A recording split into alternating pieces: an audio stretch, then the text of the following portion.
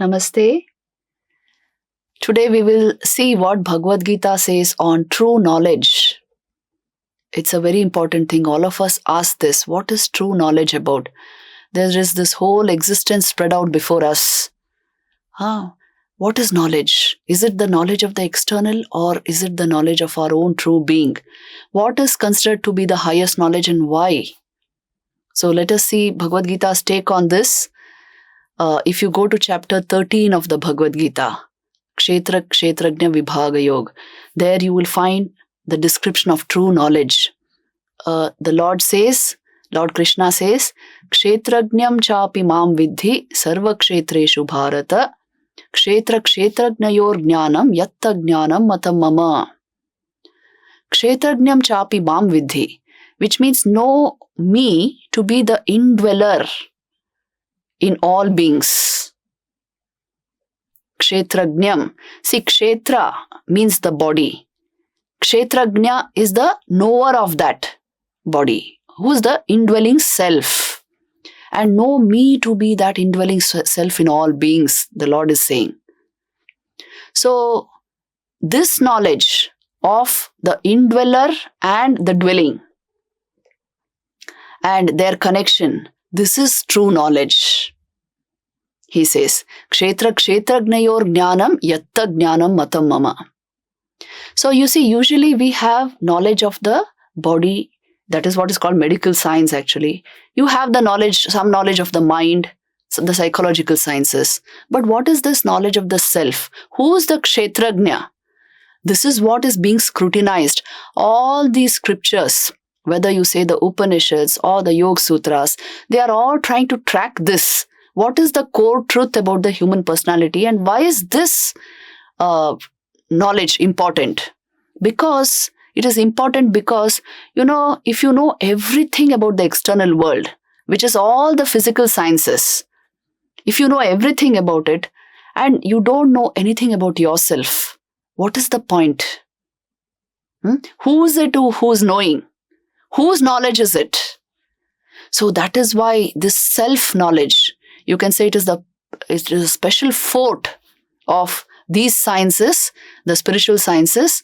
And here, this is described as true knowledge. That knowledge by which you know the nature of the self, which is embodied, which is in this body-mind complex, as it were. It is, wrong even to say it is in this body-mind complex because actually speaking, your body and mind are in your awareness. Check this out and see. I'm giving you a strong Vedantic clue. Do you find the body in your awareness or awareness in your body? Check this out and see right now. You will always find the body in your awareness. It is in your awareness that you find a body, that you identify with a body. It is in your awareness through a thought process that you get strongly identified with it. Isn't it? So this is what they are telling us, that your awareness, the indwelling soul, the Atman, is the fundamental truth about you. You are always self-aware, that is why. And you are occasionally sort of identified with a body-mind complex, but you have assumed you are only the body and mind. So this knowledge of the eternal self, which you are, this is called the supreme knowledge, the true knowledge in the Bhagavad Gita. And the entire insistence or emphasis is on getting this knowledge in the first person, which means first hand. Not through a book, not through some teacher, but to experience it for oneself.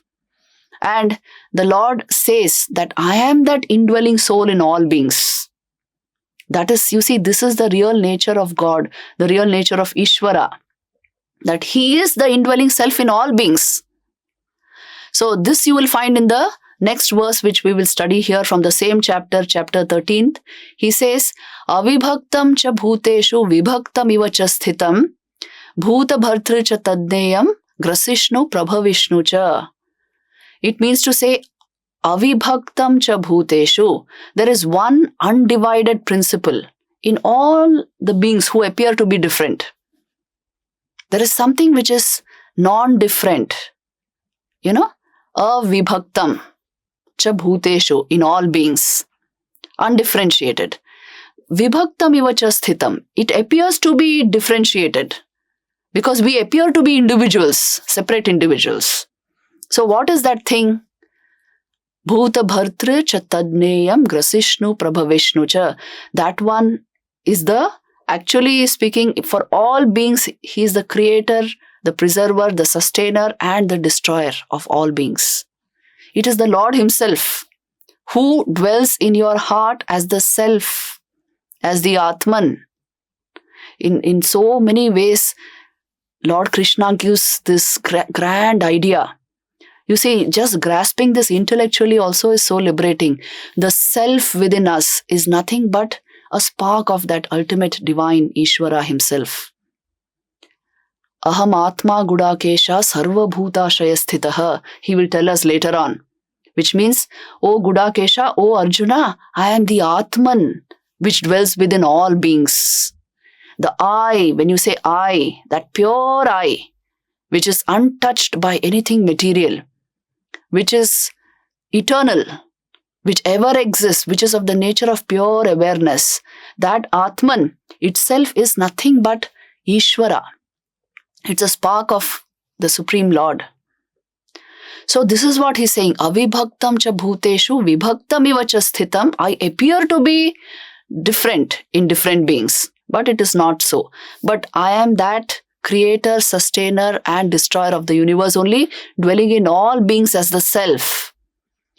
Jyotisham api tad jyoti stamasa paramuchyate jnanam gneyam jnanagamyam hridi sarvasya vishtitam.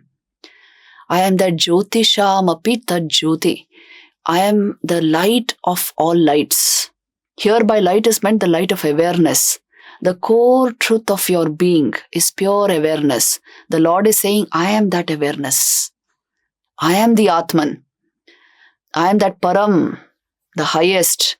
And knowledge, the knower of that knowledge and the object of that knowledge is verily me, who resides in the heart of all beings. See, if you actually try to see how you know something, you will see there is this tripartite distinction of the knower, the subject, a method of knowledge, and the known or the object. The Lord says it is in awareness only that this happens, and that awareness is verily me. I am that consciousness that resides in all beings. So please understand what he is trying to say is the core truth about you is divine. You are of the nature of divinity. Don't get simply identified or don't assume something material to be yourself, and don't give yourself up to mere a material life. It will reduce to a mere animal life. If you want to lift yourself, understand that the core principle about you, the core truth about your being, that itself is divine. That itself is of the nature of God. It is pure consciousness.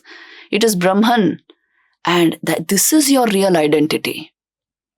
So when you actually grasp this in the first person, in real experience, you will see body and mind appear in your awareness, and through a process of thought, you are identified with them. But your real nature, with or without thought, is always pure awareness. You don't have to think your way even into this, because this is your very nature. You are always self-aware, occasionally identified with body through a thought process. So by default, and you are aware, but by choice you get identified with something. So this is to be grasped. This is true knowledge according to Bhagavad Gita, because it is knowledge of your own being. The more we practice, the more we will see how obvious this is. And the less you practice, the more clouded the intelligence will become, the more hijacked by your emotions and hormones, and the more you will feel that this knowledge is something very philosophical and, well, can't connect with it. It is only practice and clarity of mind that brings this knowledge. Om Shanti, Shanti, Shanti.